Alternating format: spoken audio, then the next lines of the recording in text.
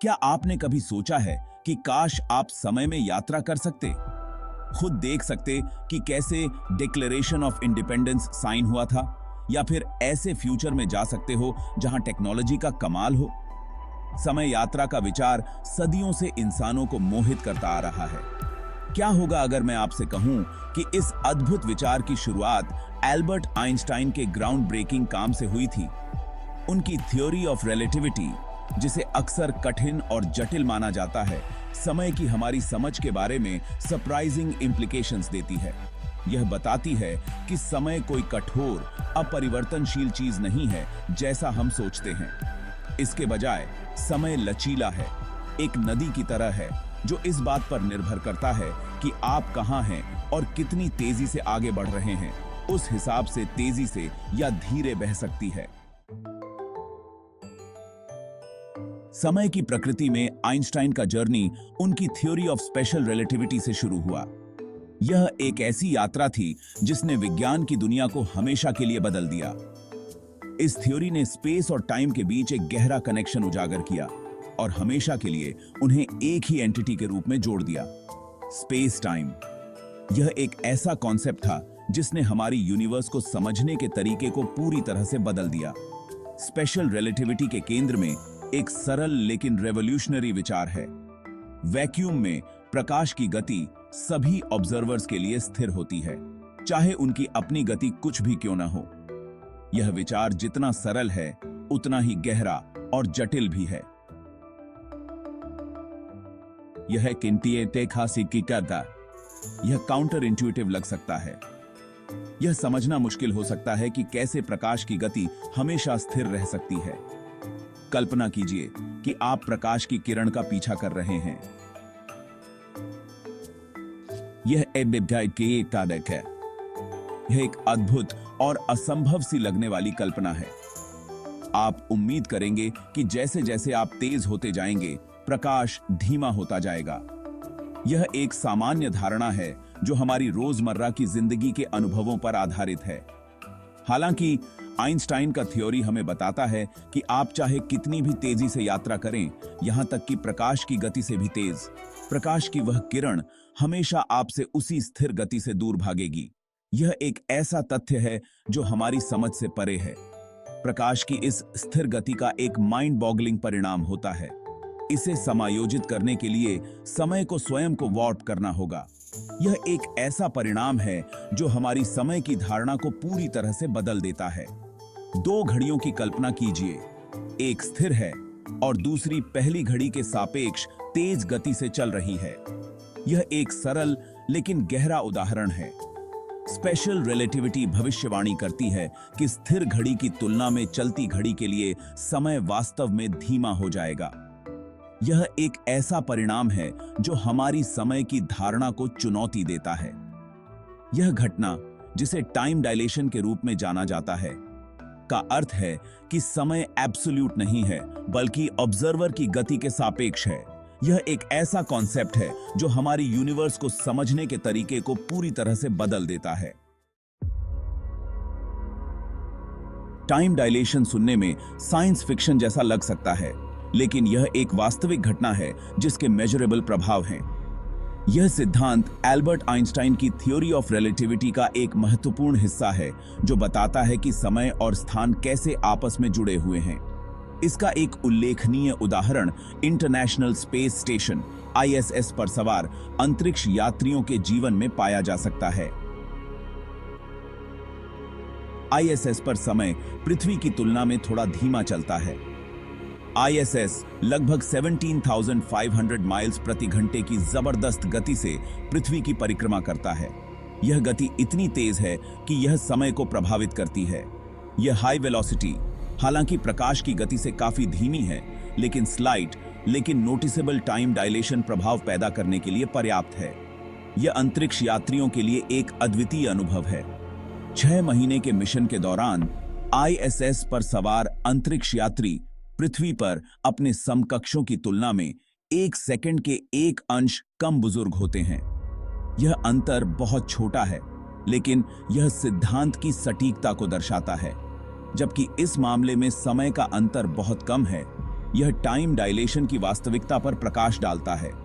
यह सिद्धांत केवल अंतरिक्ष में ही नहीं बल्कि पृथ्वी पर भी लागू होता है। जैसे जैसे वस्तुएं तेज गति से चलती हैं और प्रकाश की गति के करीब पहुंचती हैं, यह प्रभाव और भी स्पष्ट होता जाता है।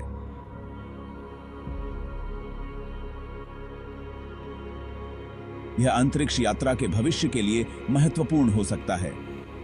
प्रकाश की गति के एक महत्वपूर्ण अंश पर यात्रा करने वाले एक स्पेसशिप की कल्पना कीजिए। यह यात्रा विज्ञान कथा से वास्तविकता में बदल सकती है। अंदर मौजूद अंतरिक्ष यात्रियों के लिए किसी दूर के तारा तंत्र की यात्रा में कुछ साल लग सकते हैं। यह समय उनके लिए सामान्य लगेगा, हालांकि पृथ्वी पर वापस दशकों या सदियां भी बीत सकती थीं। यह अंतरिक्ष यात्रा के रोमांचक और जटिल पहलुओं में से एक है। सेक्शन 4, ग्रेविटीज पुल टाइम्स अनइवन फ्लो। तो आइंस्टाइन स्पेशल रिलेटिविटी के साथ ही नहीं रुके। उन्होंने महसूस किया कि उनकी थ्योरी अधूरी है, क्योंकि इसमें ग्रेविटी को शामिल नहीं किया गया था। उन्होंने इसे और गहराई से समझने का प्रयास किया। इस एहसास ने उन्हें अपनी थ्योरी ऑफ जनरल रिलेटिविटी को विकसित करने के लिए प्रेरित किया, जिसने ग्रेविटी की हमारी समझ में क्रांति ला दी। यह एक महत्वपूर्ण मोड़ था। जनरल रिलेटिविटी ने खुलासा किया कि ग्रेविटी कोई ऐसी शक्ति नहीं है जो किसी दूरी पर कार्य करती है, जैसा कि न्यूटन ने प्रस्तावित किया था, बल्कि मास और एनर्जी की उपस्थिति के कारण स्पेस टाइम का एक कर्वेचर है। यह एक नया दृष्टिकोण था। एक ट्रैम्पोलिन पर रखी एक बॉलिंग बॉल की कल्पना कीजिए। यह एक सरल लेकिन प्रभावी उदाहरण है। गेंद ट्रैम्पोलिन के कपड़े में एक डिप बनाती है, ठीक उसी तरह जैसे तारे और ग्रह जैसी विशाल वस्तुएं स्पेस टाइम के फैब्रिक में एक कर्वेचर बनाती हैं। यह कर्वेचर ही ग्रेविटी का कारण बनता है। यही कर्वेचर है जिसे हम ग्रेविटी के रूप में अनुभव करते हैं। यह एक अदृश्य लेकिन शक्तिशाली प्रभाव है। वस्तुओं को किसी अदृश्य शक्ति द्वारा एक दूसरे की ओर नहीं खींचा जाता है, बल्कि इन विशाल वस्तुओं द्वारा बनाए गए स्पेस टाइम के कर्व्स का पालन करते हैं। यह एक अद्भुत और जटिल प्रक्रिया है। जिस तरह स्पेशल रिलेटिविटी ने मोशन के कारण टाइम डायलेशन का खुलासा किया, जनरल रिलेटिविटी भविष्यवाणी करती है कि ग्रेविटी भी समय के प्रवाह को प्रभावित करती है। यह एक और महत्वपूर्ण खोज थी। कमजोर ग्रेविटेशनल फील्ड्स की तुलना में मजबूत ग्रेविटेशनल फील्ड्स में घड़ियां धीमी चलती हैं। यह एक महत्वपूर्ण अवलोकन है। इस घटना को ग्रेविटेशनल टाइम डायलेशन के रूप में जाना जाता है। यह दर्शाता है कि समय और स्थान कितने गहराई से जुड़े हुए हैं। Section 5, black holes, where time stand still. शायद ग्रेविटेशनल टाइम डायलेशन का सबसे नाटकीय चित्रण ब्लैक होल्स के पास होता है। ये सेलेस्टियल ऑब्जेक्ट्स स्पेस टाइम के ऐसे क्षेत्र हैं जहां ग्रेविटी इतनी तीव्र होती है कि कुछ भी नहीं, यहां तक कि प्रकाश भी उनके खिंचाव से बच नहीं सकता है। ब्लैक होल्स तब बनते हैं जब विशाल तारे अपने जीवन चक्र के अंत में ढह जाते हैं, जिससे एक अविश्वसनीय रूप से छोटे क्षेत्र में भारी मात्रा में मास केंद्रित हो जाता है। यह एक्सट्रीम डेंसिटी एक ग्रेविटेशनल वेल इतना गहरा बनाता है कि इवेंट होराइजन पर समय वस्तुतः रुक जाता है, जो किसी भी चीज के लिए वापसी का बिंदु नहीं है। एक ब्लैक होल के पास पहुंचने की कल्पना कीजिए। जैसे जैसे आप करीब पहुंचेंगे, ग्रेविटेशनल पुल नाटकीय रूप से बढ़ता जाएगा। एक सुरक्षित दूरी पर एक ऑब्जर्वर के सापेक्ष आपके लिए समय धीमा हो जाएगा। यदि आप इवेंट होराइजन तक पहुंचते हैं तो समय अनिवार्य रूप से आपके लिए रुक जाएगा, कम से कम बाहरी ऑब्जर्वर के दृष्टिकोण से। आप रसातल के किनारे समय में जमे रहेंगे। Section 6, worm holes, shortcuts through space and time.